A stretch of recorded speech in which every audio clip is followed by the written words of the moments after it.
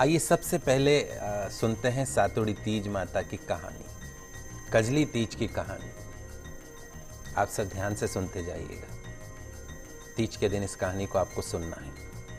एक साहूकार था, उसके 7 बेटे थे।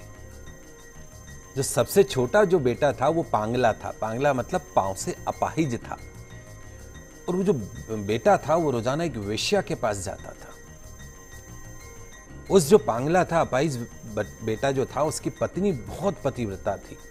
इतनी पतिव्रता कि खुद उस पति को अपने कंधे के ऊपर बिठाकर उस वेश्या के पास ले जाती थी।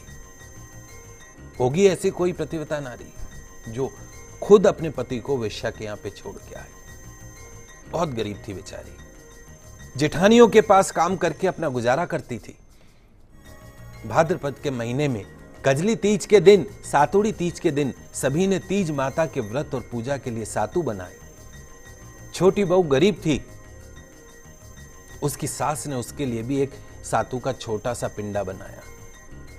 शाम को पूजा करके जैसे ही वो सातु पासने लगी, उसका पति बोला कि मुझे वेश्या के यहां पर छोड़ के आ।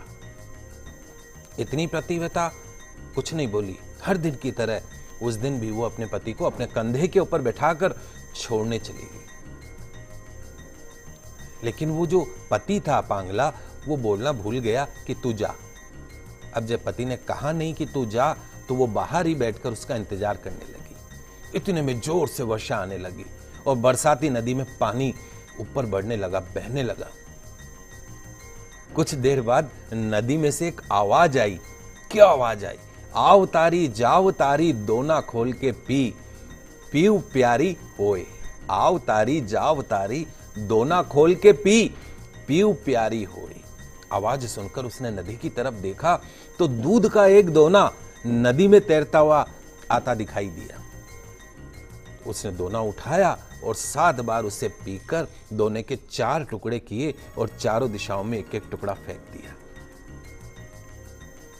उधर देखिए आप, तीज माता की कृपा से उस वेश्या ने अपना सारा धन उसके पति को वापस देकर सदा के लिए वो वहां से जाने के लिए कहकर चली गई। पति ने सारा धन लेकर घर आकर अपनी पत्नी को आवाज दी कि दरवाजा खोल, तो उसकी पत्नी ने कहा कि मैं दरवाजा नहीं खोलूंगी।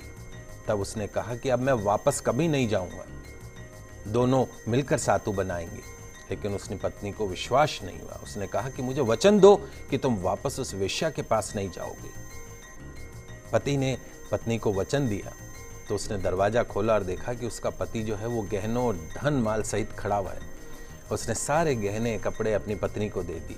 फिर दोनों ने बैठकर सातु बनाया। सुबह जब जेठानी के यहाँ काम करने नहीं गई तो बच्चे बुलाने आए, काकी चलो सारा काम पड़ा है घर का, बर्तन बाजने झाड़ू लगाना है।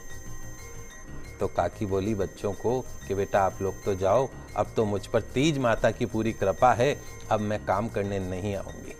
बच्चों ने जाकर माँ को बताया कि आज से काकी काम करने नहीं आएगी, उन पर तो तीज माता की कृपा हो गई। नए नए कपड़े, नए नए गहने पहनकर बैठी हैं और काका जी भी घर पर ही बैठे। तो सभी लोग बहुत खुश हुए। तो हे तीज माता, जैसे आप उस पर प्रसन्न हुई, वैसे ही हम सबके ऊपर प्रसन्न होना, सबके दुखों को दूर करना। बोलो तीज माता की जय।